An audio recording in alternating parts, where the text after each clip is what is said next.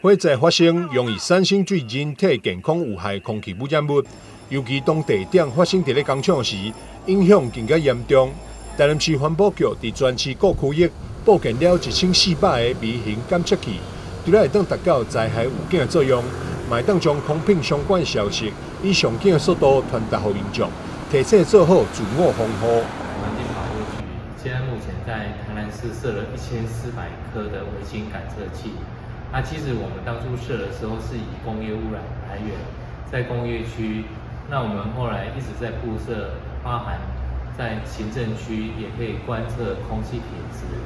那现在在火灾事件发生之后，也会派上用场。我们从微型感测器的浓度即时小时值或每3分钟一笔数据就看出来火灾影响的范围。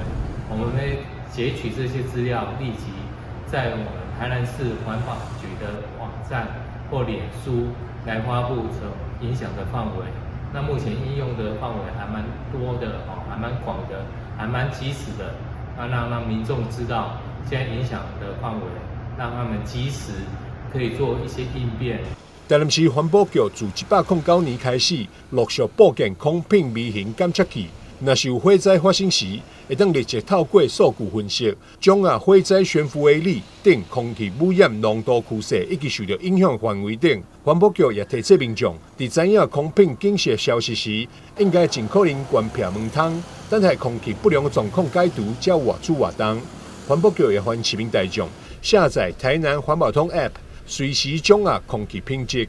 记者张世伟采访报道。